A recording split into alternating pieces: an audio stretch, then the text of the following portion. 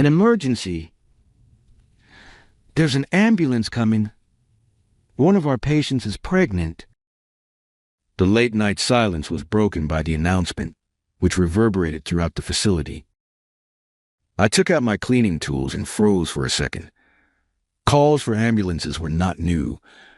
However, a tense sensation arose in my chest. A few seconds later, a stretcher was carried in as the hospital doors sprang wide. On it lay a pregnant woman. My heart fell even more when I saw the woman holding her hand next to her. Michael. When she saw me, my sister Emily came running over. She had tears in her eyes and they were bloodshot. Please come to her aid. My best friend is her. Emily's frantic voice brought me back to the present.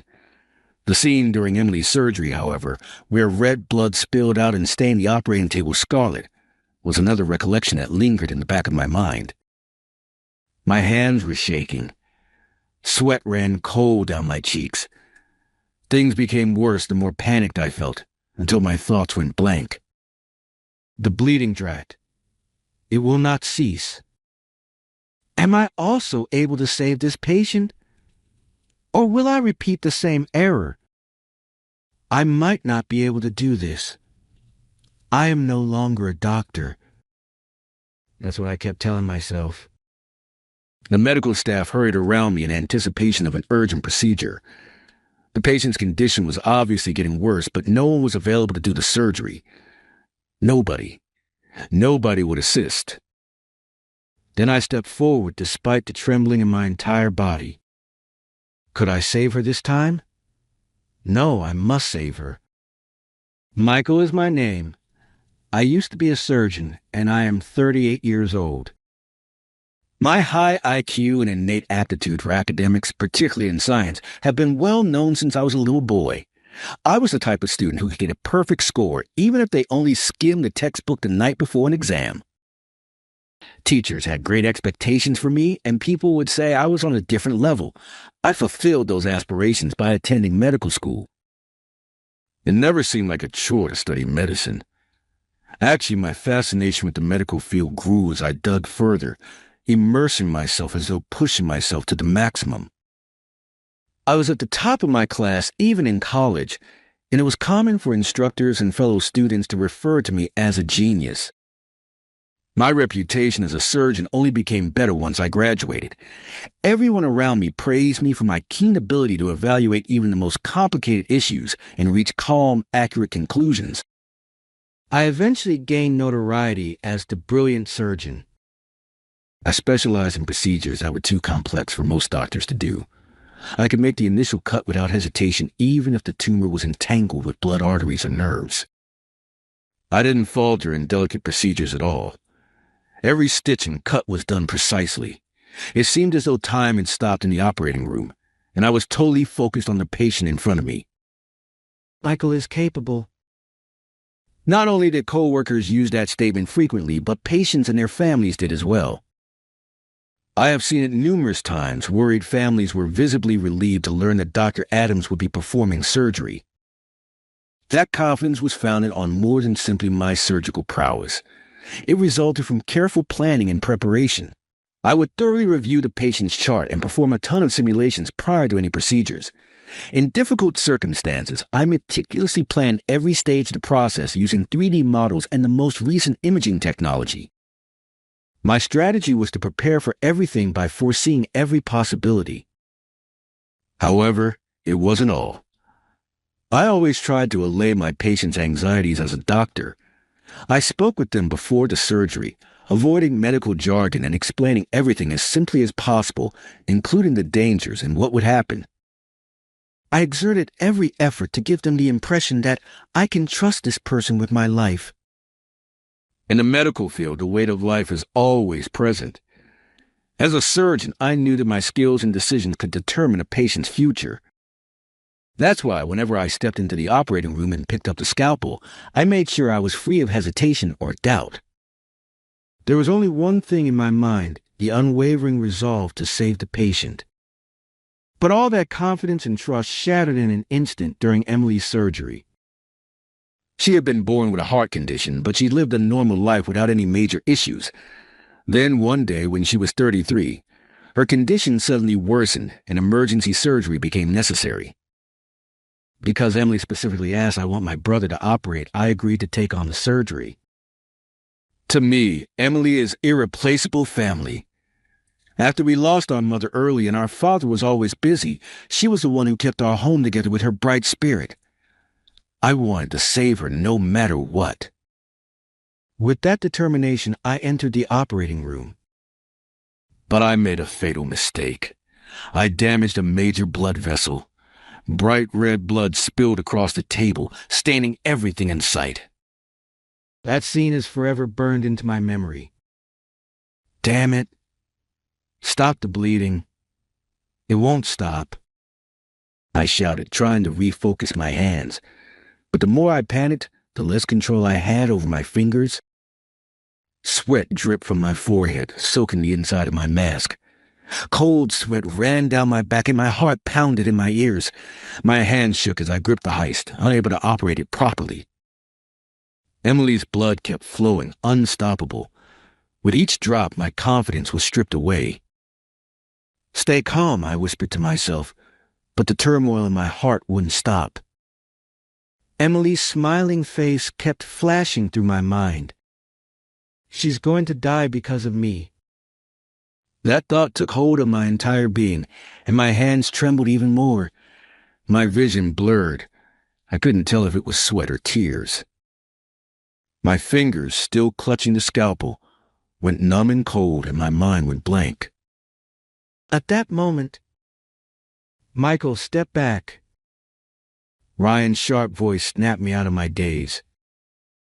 Ryan is the head of this hospital and a veteran surgeon. He has saved countless lives, always making precise decisions during every operation. Because it was a family member surgery, he had been present as backup just in case. But I have to do it. I tried to object, forcing the words from the back of my throat, but they lacked conviction. When I looked at Ryan, trembling, he was staring straight at me with calm, unwavering eyes. The patient comes first. Let me take over. Those words pierced my chest like a blade. Gritting my teeth, I reluctantly stepped aside. With each of Ryan's instructions, the atmosphere in the operating room grew more focused.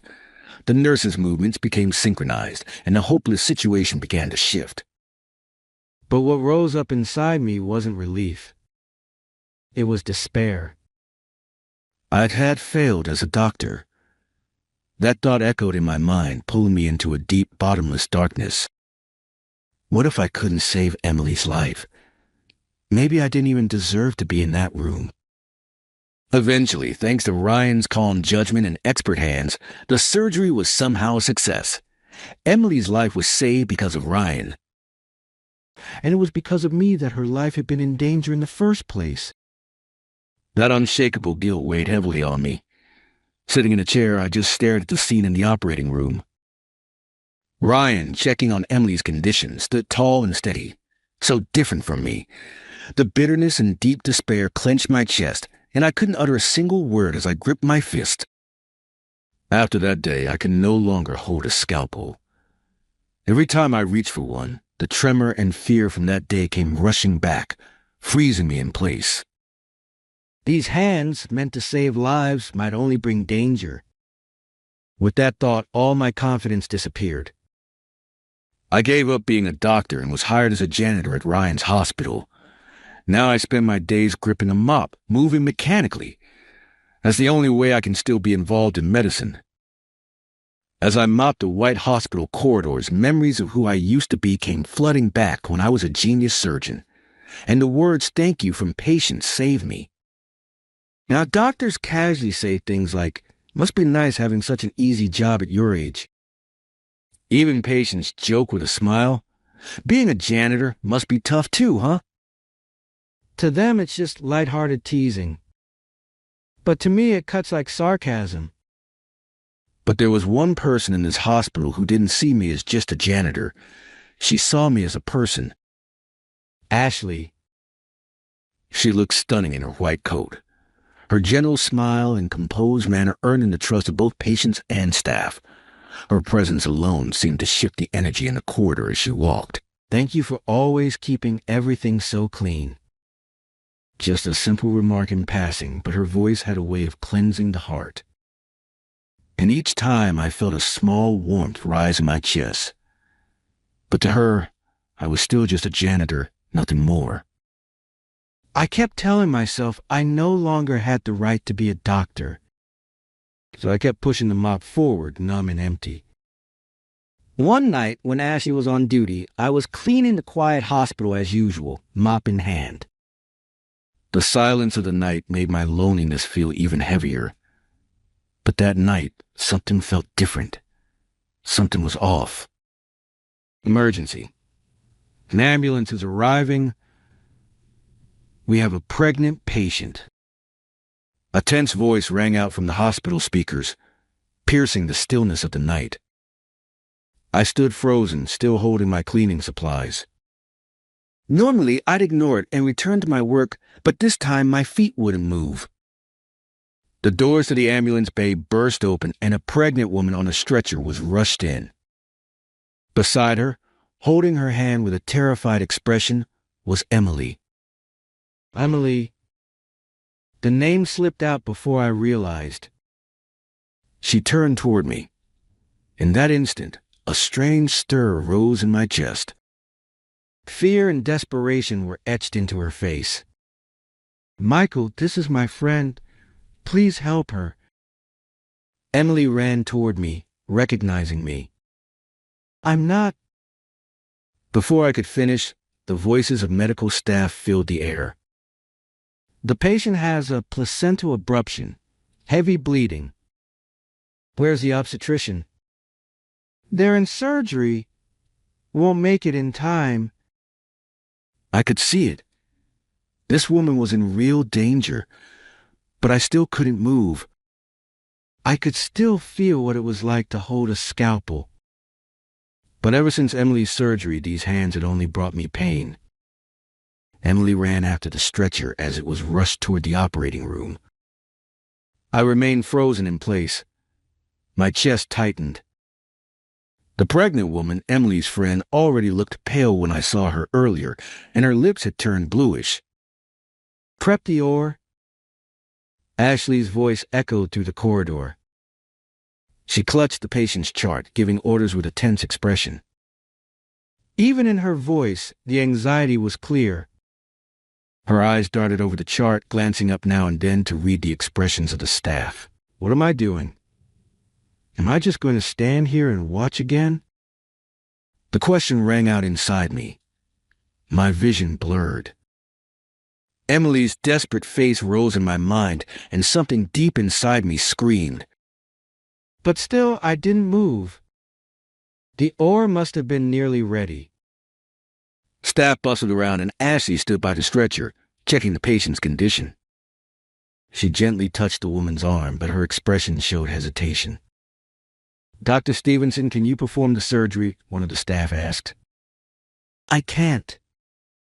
Ashley faltered. Her hand trembled slightly.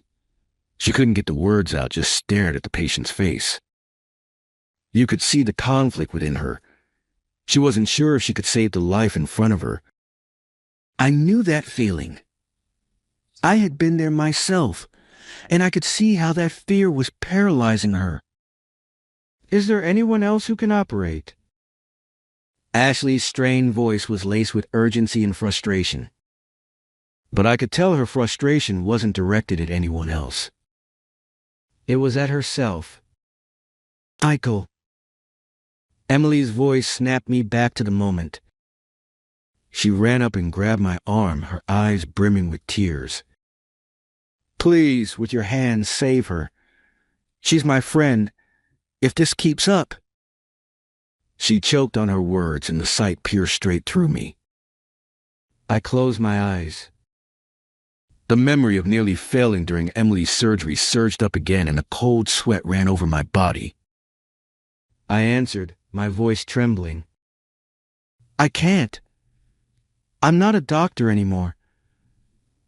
I can't hold a scalpel." You can do it. Emily raised her voice. Maybe you did run away back then, but I'm alive now, aren't I? I survived. What's the point in clinging to the past? You've saved so many lives. There's proof of that. Stop wallowing in guilt and save her. Her words felt like they blew the lid off something inside me. Each word sliced through my chest like a blade. I looked once more at the operating room. Ashley stood beside the patient, her shoulders hunched, eyes cast down. I focused on the woman lying on the operating table. Her face was pale, her breathing shallow and uneven, and her stomach barely moved. But I could feel the presence of a life inside her. It weighed heavily on my chest. And then another scene rose in my mind. A moment of Emily's surgery. Back then, I had been full of confidence. Even the most difficult operation, I believed I could handle it. But reality shattered that belief in an instant. The moment I cut a major vessel and triggered massive bleeding, everything fell apart. The blood-soaked table. Emily's fragile breasts. My hands trembled uncontrollably, drenched in cold sweat. I tried to issue commands through a quivering voice, but my mind had gone completely blank. What if I make the same mistake again? The thought of this woman ending up like Emily chilled me to the core. I tried to breathe, but my chest felt like it was clamped shut. But then Emily's tearful face came into view. And another voice echoed in my mind. If you run now, what happens? That patient, the life inside her, they'll die because you walked away. The oar was on the brink of collapse. Ashley stood frozen, still clutching the chart with shaking hands. The other doctors were scrambling with emergency cases. None were available to operate. If I don't do it, what happens to this life? Each time I wrestled with myself. Another cold sweat rolled down my back. Still, my eyes stayed locked on the woman's stomach. There was a life in there, real and waiting to be born, and I could feel the weight of it settle in my palms. No more running. You almost lost Emily. You really want to lose someone else again? As I argued with myself, her words returned to me. Please help her. I couldn't resist that plea. I took a deep breath and my feet began to move on their own. Clenching my trembling fist, I stepped beside Ashley. I'll perform the surgery. My voice was calm. Shockingly calm and unmistakably firm. For a moment, the chaos around us seemed to quiet down. The last shred of doubt inside me began to dissolve. Right now, all that matters is saving the life in front of us. What are you saying? Ashley looked up at me in surprise. Her eyes filled with confusion and fear. Her hands were still trembling ever so slightly. But as I declared I would take the lead, it seemed her shaking eased just a little. Are you serious? You'll operate? Her voice was tinged with disbelief, and understandably so. A janitor suddenly declaring he would perform surgery. I took a deep breath and met her gaze. I'm a doctor. I was a surgeon. I meant to say everything in those few words. But those words seemed to shock the surrounding staff as well, and a wave of murmurs spread through the room. It'll be fine. Ryan's deep voice cut through the tension like a blade. He walked over slowly, speaking quietly to Ashley. Ashley, trust him. Mr. Keller. But he's just a janitor. Ashley, clearly confused, turned to Ryan and voiced her concern. He glanced at me for a moment. There was certainty in his eyes. Then he turned back to her and spoke slowly. He was once one of the most brilliant surgeons in the field. Michael, you've never heard that name?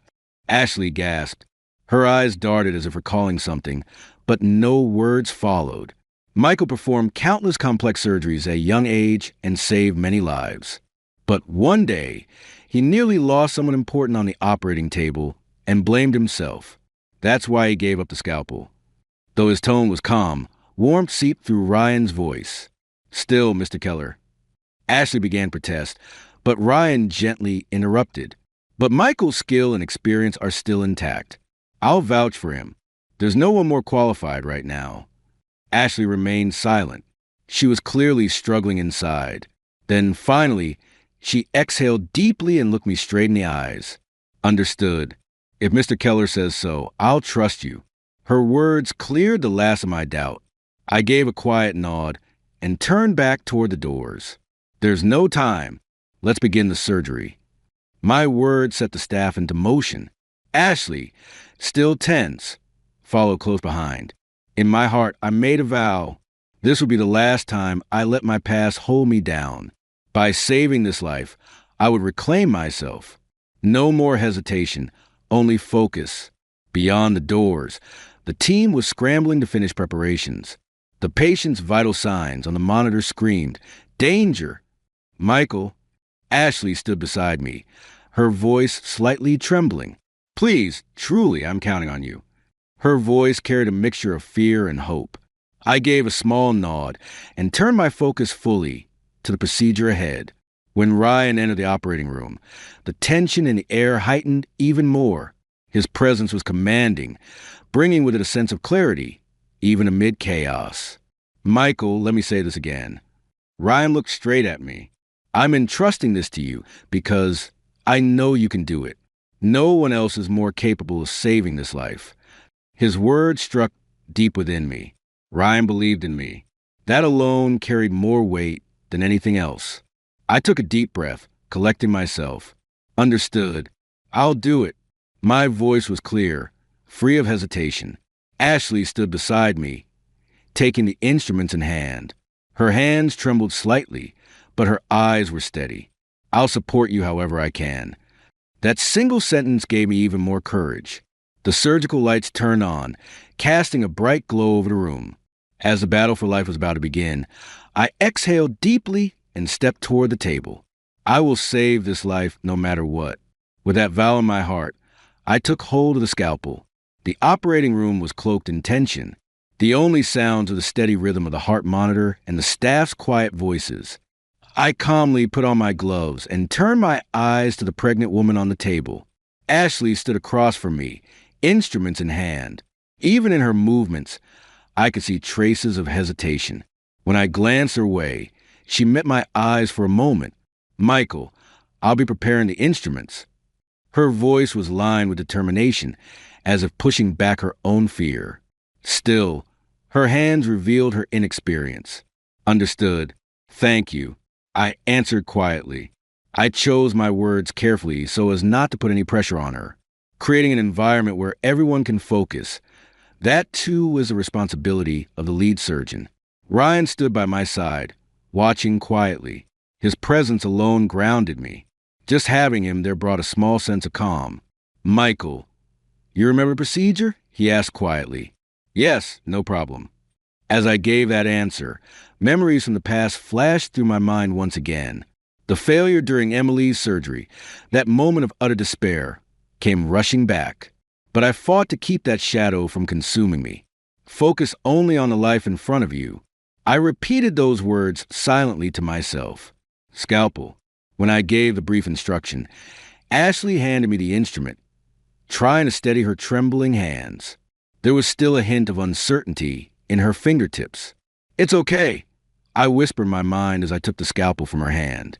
The cold weight in my palm snapped me back to reality. Under the light, I steadied my grip. The past is gone. All I could do now is stay present. I set my resolve and made the first incision to preserve life. That is my role. The atmosphere in the room was taut, focused. The light illuminated my hands. The patient's face was covered by a mask, but I could sense the small life inside her. Incision complete. I stated quietly and moved the next step. Staring at the bleeding wound, I concentrated to keep my hand steady. "Suction." I gave the order, and Ashley handed me the suction tool without delay. Her motion still held a touch of tension, but the fear was gone. I could feel she was giving everything she had. "You're doing well, Michael." Ryan's calm voice echoed behind me. It felt like a reassuring hand on my back. I moved on, carefully observing the detached placenta. I began stitching the blood vessels. To control the bleeding, I needed precise millimeter-level accuracy. "Michael," Ashley murmured softly. Without looking at her, I answered, "It's all right." I could sense her nod silently in response. Her tension eased just slightly. As time passed, the mood in the room began to change. My hands moved without hesitation, each step exact and assured. Watching me, I could see both Ashley's and Ryan's expressions shift. There was surprise, admiration, and trust in their eyes. "Incredible," Ashley whispered. It sounded like true, heartfelt respect. "You haven't lost it, Michael." Ryan spoke in a low voice. There was a weight in his words that came from knowing my past. When the final suture was complete, I exhaled deeply. "It's done." With those words, the pressure in the room seemed to release at once. The heart rate on the monitor had stabilized. The mother's life had been saved, and the birth of a new life had been safely confirmed. Both mother and child are healthy. Ryan's voice rang out, and sighs of relief spread among the staff. I drew a deep breath and slowly let it out. I realized then that my hand, still clenched unconsciously during the surgery, was so tense it hurt. Thank goodness. The words echoed quietly in my heart. The fact that I had saved a life with my own hands brought me a sense of accomplishment and relief I hadn't felt in years. As I stepped out of the operating room, the pregnant woman's husband was waiting. He bowed deeply to us, his face on the verge of tears. "Thank you. Truly, thank you so much." His voice was full of gratitude and overwhelming relief. A little farther away, Emily stood with tears in her eyes, smiling. "Thank you, brother. Really, thank you." Hearing her words, it felt like the weight I had carried for so long finally began to lift just a little. After the late-night surgery, I found myself in the director's office. The clock on the wall pointed to 2 a.m. The hospital was wrapped in deep silence, broken only by the faint hum of machines in the distance. Ryan picked up the coffee on his desk, took a sip, and looked at me quietly. "Michael, have a seat." I sat down as instructed. As the tension eased from my body, the nerves that had kept me sharp during surgery unraveled all at once, leaving me feeling heavy. "You did well." Ryan's voice was low and calm. "No, I just did what I had to. I wasn't even thinking." Doubt crept back into my mind, the kind that came from picking up a scalpel again after so long. Ryan studied me with a calm gaze. He leaned back in his chair and continued, "Michael, after today's surgery, I'm certain you need to return to medicine." His words came suddenly, but there was no hesitation in his voice. I was left speechless. I let out a long breath and finally asked, "You're saying I should become a doctor again?" Ryan nodded. "You've seen for yourself how much your skills are needed, especially in moments like today." His voice was quiet but firm. I averted my eyes and clasped my hands on my knees. Images of Emily's failed surgery flashed in my mind. The blood-soaked table, my trembling hands. The memory gripped my chest. "Ryan, I almost lost my sister back then." My voice shook. In that moment, I felt like I'd failed as a doctor. Ever since, I've been terrified to pick up a scalpel again. Ryan listened silently and set his coffee down. Then he spoke gently but with clarity. "Michael, that fear is exactly what makes you a great doctor. Fear means you understand the weight of a life. And today you overcame that fear and saved one." His words pierced straight into my heart. "But what if I fail again? I don't know if I could ever recover from that." As I let out the fear I had buried for so long, Ryan gave a soft smile and placed a hand on my shoulder. "Everyone fears failure, but doctors carry that fear and still choose to save lives. You face it today, and you didn't let it stop you. Don't forget that." After a pause, Ryan continued with a new proposal. "Next month, a new hospital is opening. I want you to lead it as a director." Director. The word hit me like a wave. I was still unsure about returning as a doctor, and now director? The weight of that responsibility felt like it could crush me. I'm not sure I deserve that. My voice trailed off, eyes fixed on the desk. I don't think I'm ready for that kind of responsibility. Ryan narrowed his eyes and smiled just a little. Exactly. That's why I want you to take it. His words tightened something in my chest. I was already scared of returning to medicine. How could I possibly lead an entire hospital? It felt impossible. Please let me think about it. Ryan nodded quietly and picked up his coffee again. I stood and opened the door to the office. The cold night air enveloped me as I stepped into the corridor. Up on the hospital rooftop, the wind brushed against my hand. Holding a can of coffee, there were still a few stars above, and the eastern sky had begun to glow faintly with morning light. The memory of the surgery played vividly in my mind. A sensation still burned in my chest, like the lingering rush of adrenaline after a sprint. I could still feel the shape of the scalpel in my palm, and my fingers trembled slightly. I really did it. My whole body was tingling with faint excitement. The intensity of the operation still had a grip on me, making my legs feel unsteady. Just as I took a sip from the can, I heard footsteps behind me. I turned and saw Ashley approaching, her white coat swaying. "So you were here?" She looked tired, but her eyes held a quiet determination. Standing beside me, she took a deep breath and looked up at the sky. "Morning's almost here." That was fast. Her voice was calm, but there was something unspoken in it. I was thinking about the surgery. When I said that, she gave a small nod. "I'm really glad you were there, Michael." She looked at me as she said it, but in her eyes, I saw something uncertain. To be honest, I hesitated before the surgery. A few years ago, I was in charge of my sister's surgery, and I made a mistake. She almost died. Ryan had to step in and finish it. I've never forgotten how that felt. She listened quietly, but someone had to act. And out of all the doctors in that room, I knew I was the only one who could. I chuckled softly and added, "Even so, I was still fighting the urge to run." I kept thinking, what if I mess up again and hurt someone else? As my voice trembled slightly, she nodded with kindness. "Anyone would be afraid. But people like you, who carry such a deep sense of responsibility, feel that fear even more." Her words were gentle, as if wrapping around my heart. "But when I saw you yesterday, I knew your desire to save lives is stronger than your fear of failing." Her words hit home. It was as if her eyes could see straight into my hesitation. Honestly, I still don't know if going back to being a doctor is the right thing. I admitted. She quietly sat down beside me. "You're not alone, Michael. You can rely on us, just like you did during the surgery. We're with you." Her voice was soft yet resolute. I saw it with my own eyes. "Your skills can save so many lives." As she said it, she gently reached out and touched my hand. That warmth slowly began to calm the unease trembling in my heart. "Please return to being a doctor." Ashley's eyes met mine directly, unwavering. I exhaled deeply and looked up at the night sky. The darkness was beginning to lift.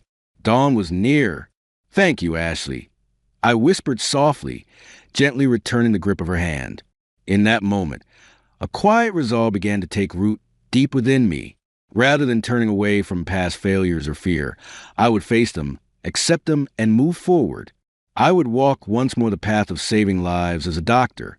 To stand in front of pain, anxiety, and the weight of life itself without flinching, that is the role I was given, the duty I was meant to fulfill. The sensation of that old tremble still lingered in my palms. But so what? These hands exist to save lives, and they always will. That's what I have to believe, what I must believe. After that, the two of us waited silently for the sunrise. As the sky in the east gradually brightened, I could feel the fog of doubt inside me slowly lifting. "Ashley," I've been making excuses, running from myself. But today I finally realized there's still something I need to do. I've decided to return to being a doctor. She looked at me with surprise at first, then quickly smiled with warmth. "If that's your decision, then I'll support you with everything I have. From now on, let's save lives together." Her words were sincere and strong. I gave her a firm nod. "I'll be counting on you. Let's face this together." At that moment, Something inside me changed. The fear hadn't disappeared completely, but knowing Ashley was by my side gave me the courage to move forward. A new morning was beginning, and within me, a new challenge was beginning as well. The wind that morning was cold, but somehow my heart felt warm. I would walk once again on the path of a doctor, saving as many lives as I could. While I was in the hospital unconscious, my wife cleared out my bank account. As said in the message, I deserve this after everything I've done for you. I gave a single thumbs up in response. I didn't return home the day after I was released. I'm Cameron Doyle, a 45-year-old semi-driver with 22 years of experience. Although it wasn't a glamorous existence, it covered the expenses and allowed Dana to continue living the way she had never valued. For weeks, I had been experiencing that constriction in my chest. I convinced myself it was just stress. Only the long hours and poor coffee on the side of the road, until I was unable to ignore it any longer. The discomfort was so intense that I had to pull over somewhere outside of Omaha. I made my own 911 call. I was transported to South Dakota's Sioux Falls. As it happened, I wasn't experiencing a panic attack. My heart was beating rapidly. Before everything became black, I can still picture the doctor's face. Her words, "We're losing him." Just what you don't want to hear just before you faint. I woke up 2 days later with a stent in my heart and tubes in my arms. I had flatlined twice, the nurse informed me, claimed I was fortunate. When I looked at my phone, I didn't feel fortunate. Dana had only left one message. We had been wed for 15 years. I only had a mortgage in Sioux Falls, no children, and many quiet dinners at home in between hauls. A screenshot of our shared account was included in the message. $0 is the balance. I deserve this after everything I've done for you, she commented beneath it. My retirement cushion, a Mercy Reserve and truck maintenance account, totaled $61,438.72. I ought to have sent something. Perhaps anger. Rather, I simply felt worn out. Sleep couldn't make me feel less exhausted. I emojied her with a thumbs up. Nothing more. I needed to rest, the doctor said when he arrived. Steer clear of stress. For a minimum of 6 weeks, refrain from driving. He inquired as to whether I would be picked up tomorrow. Yeah, I told a lie. I called my brother Jeff that evening. The opposite side of town was where he lived. It has been months since they last spoke. Not while we were squabbling. Simply put, our lives were different. I said, need a favor? Name it, was his prompt response. Need a place to crash for a few days, and I need you not to tell Dana. A pause occurred. She doesn't know you're alive? I answered, oh, she knows, she just doesn't know I'm not coming home. Dana and I met outside of Cheyenne at a gas stop. I was the one who pulled over to help her when she had a flat tire. She treated me like a hero back then since I knew how to use a jack. It's funny how that operates. Eventually, things that first impress people simply become the norm. After 6 months, we were married. Swift yet not careless. She was 27 and I was 30. Young enough to believe in something, old enough to know better. She never liked that I was gone 3 weeks out of 4. But the money was good and she liked what it bought. I'd call every night from whatever state I was passing through. Sometimes the conversations lasted an hour. As the years went on, they got shorter. 5 minutes of updates, then just checking in. Last couple years, it was mostly text. Made it to Nashville. All good here. Looking back, there were signs. She stopped asking when I'd be home. Started taking trips with friends I'd never met. But I trusted her. That's what marriage is, right? Trust. My brother Jeff helped me into his guest room. He's a construction foreman. Works locally. Divorced twice. Knows something about the ways people can disappoint you. You should eat something, he said. I wasn't hungry. I was thinking about the house I'd bought. About the refinancing I'd done 3 months earlier when rates dropped. Dana said she was too busy to come to the signing, so I handled it myself. Put it only in my name since my credit score was better. She never even asked to see the paperwork. There was also the medical power of attorney I'd set up last year. After my buddy Tim had his stroke and his girlfriend couldn't make decisions for him, I got worried. My niece Megan, Jeff's daughter, helped me with it. Law student. Smart kid. She made sure everything was in order. "Does Dana know you're here?" Jeff asked as he handed me a sandwich. "No," I said. "And we're going to keep it that way for a bit." "She took everything?" I nodded. "What are you going to do?" I took a bite of the sandwich. Didn't taste like anything. "I'm going to get some rest. Doctor's orders." But that night I didn't sleep.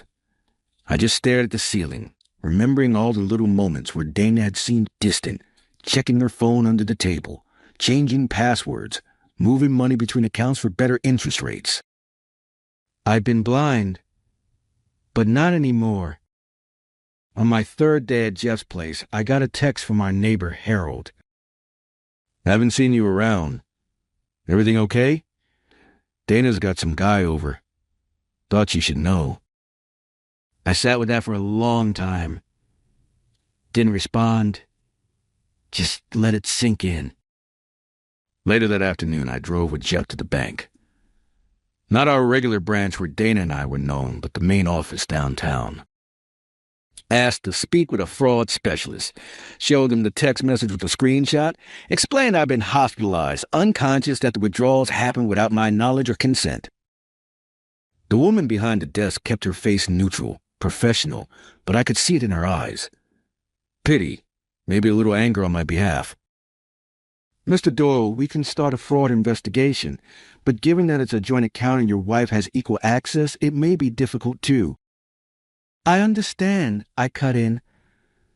"But I'd like to try anyway." She nodded, started typing on her computer. "We'll need records from the hospital confirming your stay, particularly documentation of when you were unconscious or incapacitated." "Not a problem. And you should know, if this becomes a criminal matter, the police will get involved." I looked at her. On the way back to Jeff's, we stopped for gas. I stayed in the car while he pumped. Through the windshield, I watched a father with 2 kids buying ice cream from a convenience store. Normal life going on all around me. "Want anything?" Jeff asked. I shook my head. Back at his place, I made 3 phone calls. First to my dispatcher telling him I needed extended medical leave. Second to the credit union where I kept a small business account for my independent contracting jobs. Third to a lawyer friend of Jeff's. "I need to know where I stand," I explained. "With the house, with the accounts, with everything." The lawyer, Blake, agreed to meet the next day. I hung up and pulled out my laptop, logged into accounts Dana didn't know existed, checked the status of investments she'd never asked about. Not because I was hiding anything from her, but because she'd never shown interest in the boring parts of our finances. While I was doing that, another text came through from Dana this time. "Where are you? Your truck isn't at the depot. Did they tell you I came by?" I didn't answer. "Cameron, this is ridiculous. You can't just disappear. We need to talk about this." I put the phone down. Jeff looked over from the kitchen. "She reaching out?" "Yeah." "You gonna respond?" I closed my laptop. "Not yet." That night I took a walk around Jeff's neighborhood. It was a clear night, stars visible even with the city lights. For the first time since the hospital, my chest didn't hurt. Not physically, anyway. I realized something during that walk. I wasn't angry anymore. I wasn't even hurt. I was just done. And with that came clarity. Dana hadn't just taken my money. She'd given me my freedom. A week after I was discharged, I finally went home. Middle of the day, when I knew Dana would be at her office job. I used my key, walked in like I'd just come back from another hall. The house smelled different. Cologne that wasn't mine. Empty wine bottles in the recycling bin. 2 wine glasses in the dishwasher. I packed some clothes, my important papers, and a small lockbox from the closet where I kept my birth certificate and passport.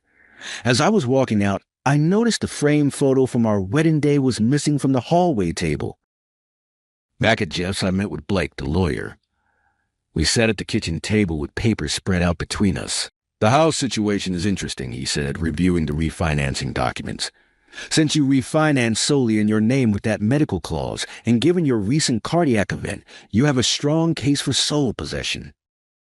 What about the money she took? Blake frowned. That's trickier. Joint accounts typically mean joint ownership, but he tapped a finger on the bank statements.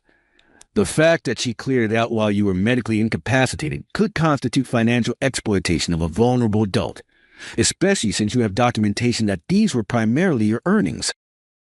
I nodded. And if I want a divorce? South Dakota is an equitable distribution state. Given the circumstances, I think we can make a compelling case for an arrangement in your favor. He gathered the papers. I'll draft some initial documents. In the meantime, don't contact her. Don't respond if she reaches out. Everything through me now. The next day, Dana showed up at Jeff's house. I was alone, Jeff at work. I heard her car pull up, but didn't look out the window. The doorbell rang 3 times before she started knocking. I know you're in there, Cameron. Your truck is parked down the street. Her voice was muffled through the door. You can't just hide. We need to talk about this.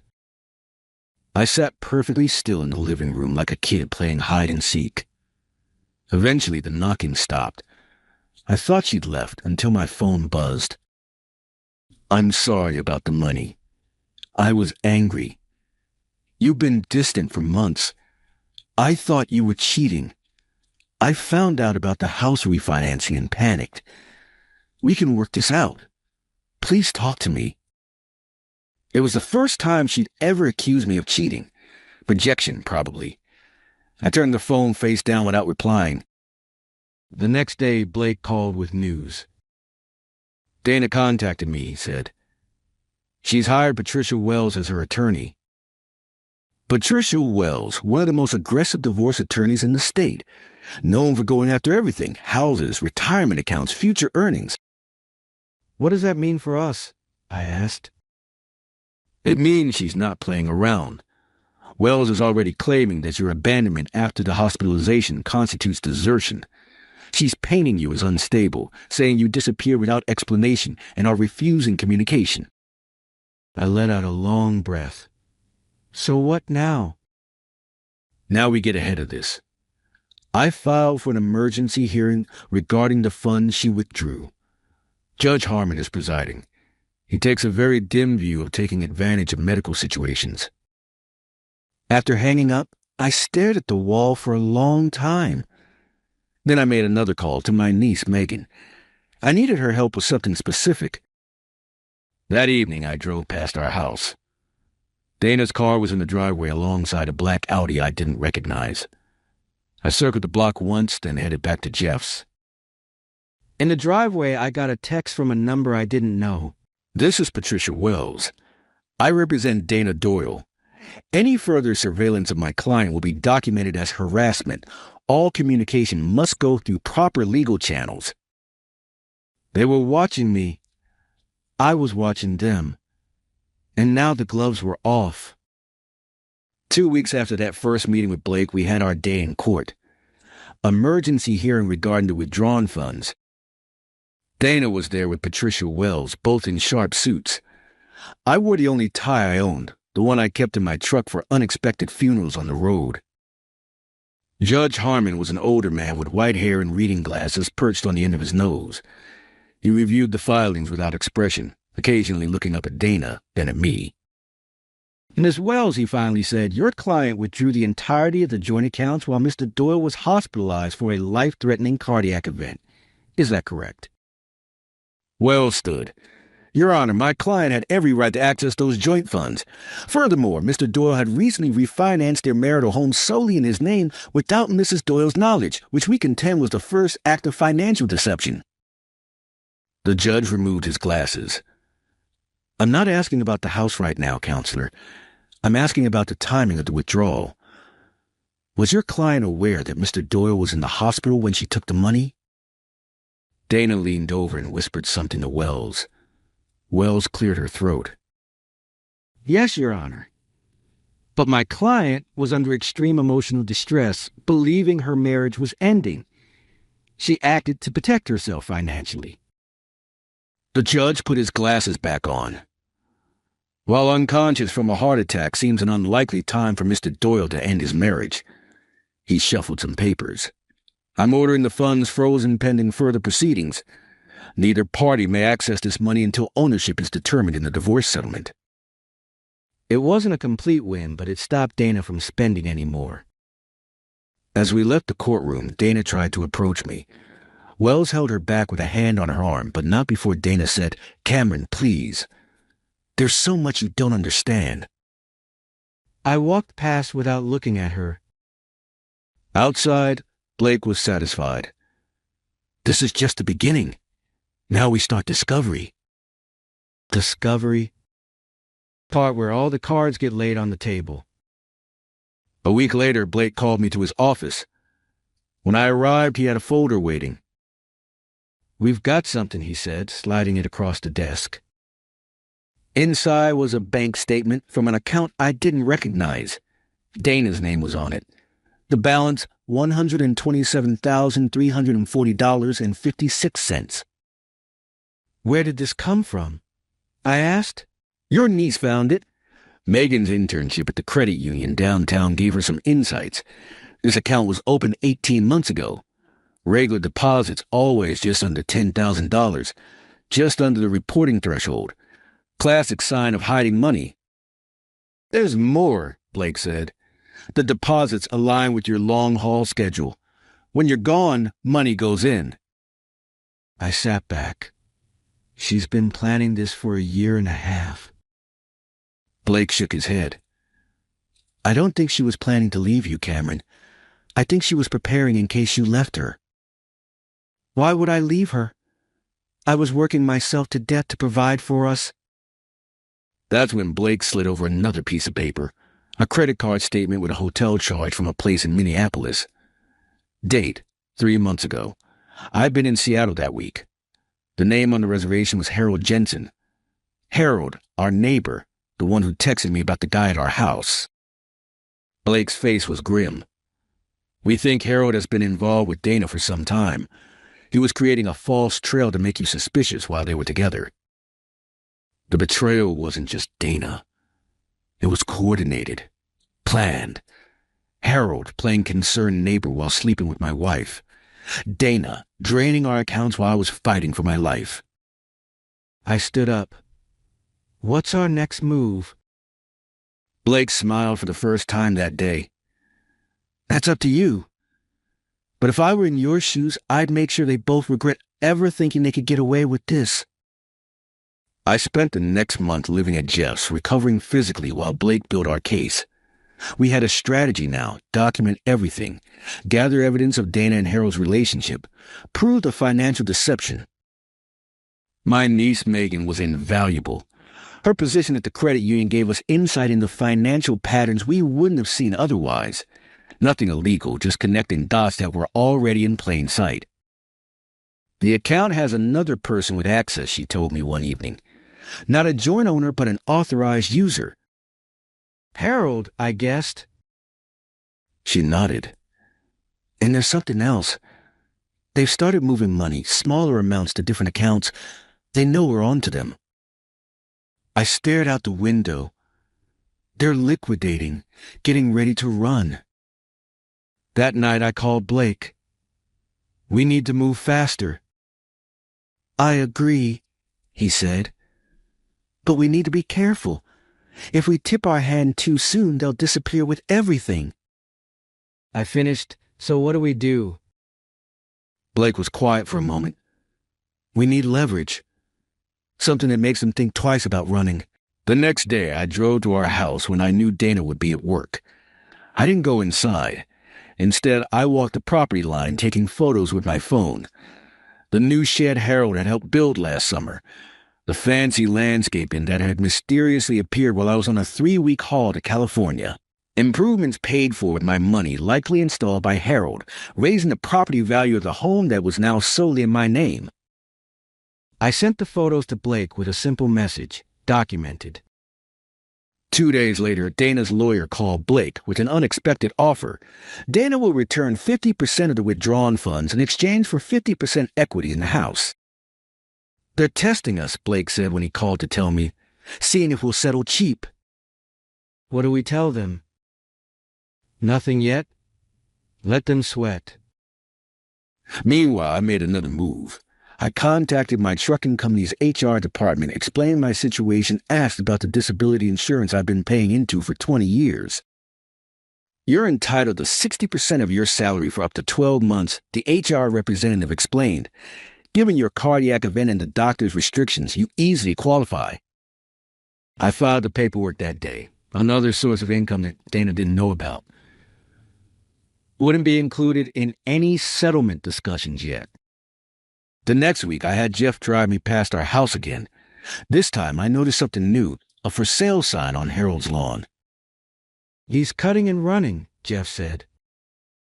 I nodded. Call Megan. An hour later, Megan confirmed our suspicion. Harold had cleared out his accounts 2 days earlier. Nearly $90,000 withdrawn in cashier's checks. I called Blake immediately. We need to act now. Harold's selling his house. Dana might be planning to go with him. Blake didn't hesitate. I'll file for an emergency injunction first thing tomorrow, freezing all assets, preventing property sales without court approval. Next morning, I woke to a text from Dana. We need to talk. Just you and me. No lawyers. I showed it to Jeff. They're desperate, he said. I nodded. Good. I forwarded the text to Blake, who replied, Don't respond. Injunction hearing is at 2 p.m. At 1:30, I was walking into the courthouse when I spotted Dana and Harold together in the parking lot, arguing. They didn't see me. I took out my phone and recorded them from a distance. 30 seconds of evidence showing their relationship, something they'd been careful to hide from legal proceedings. Inside, Blake was waiting. I showed him the video. Perfect timing, he said. Judge Harmon is already in a mood today. I straightened my tie. Then let's not keep him waiting. Judge Harmon's chambers were smaller than the courtroom. Just the judge, the 2 lawyers, Dana, and me. Harold wasn't allowed in. He wasn't party to the divorce. The video of them together played on the judge's computer. No sound, but their body language said everything. Miss Wells, Judge Harmon said when it finished, would you care to explain why your client has been declaring under oath that she has no relationship with this neighbor when video evidence clearly shows otherwise? Wells looked shaken. Your Honor, the nature of their relationship isn't relevant to the financial matters at hand. It is when financial fraud is being alleged. The judge turned to Dana. Mrs. Doyle, are you planning to leave the state with Mr. Jensen? Dana's face went pale. I don't... Let me rephrase, the judge continued. The court has evidence that you and Mr. Jensen have been moving substantial sums of money, that Mr. Jensen is selling his property, and that you withdrew funds from joint accounts while your husband was incapacitated. This suggests a pattern of deception and intent to flee. He looked at both lawyers. I'm issuing an immediate freeze on all assets belonging to both Dana Doyle and Harold Jensen. Neither may leave the county without court permission. Additionally, he turned to me. Given Mr. Doyle's medical condition and the evidence of financial exploitation during his incapacity, I'm granting temporary exclusive use of the marital home to Mr. Doyle. Dana made a small, choked sound. Your Honor, Wells began, but the judge held up a hand. The exploitation of a medically vulnerable spouse is something this court takes very seriously, counselor. You're lucky I'm not recommending criminal charges at this time. Blake gathered his papers, trying not to look too satisfied. As we left, Dana caught my eye. For the first time, I saw fear there. Not of me, of consequences. 3 months after the hospital, I moved back into our house. My house now. The divorce was finalized faster than anyone expected.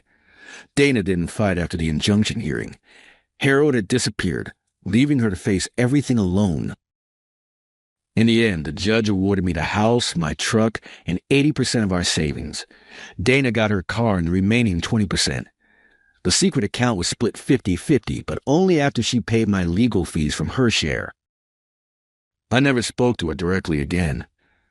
Everything went through lawyers. Last I heard, she moved to Minneapolis. Starting over, I guess. I sold the house 6 months later. Too many memories. Bought a smaller place closer to Jeff and Megan. Used some of the money to help Megan with law school. She's going to make a hell of an attorney someday. I don't drive long haul anymore. My heart can't take the stress, doctor says. Found work dispatching instead. Home every night. It's quieter than the open road, but there's something to be said for stability. Sometimes people ask if I'm angry about what happened. I'm not. Not anymore. You can't control what others do, only how you respond. Dana thought she was taking everything from me that day in the hospital. Instead, she forced me to fight for myself in a way I never had before. Last week, I was cleaning out some old boxes and found our wedding album. Thought about throwing it away, but didn't. Just put it back in the box. It's part of my story now. Not the end, just a chapter. The heart attack nearly killed me. The betrayal nearly broke me. But I'm still here. Changed. Maybe stronger. Definitely some lessons you learn the hard way. Some people you lose for good reason. And sometimes the life you rebuild is better than the one you lost.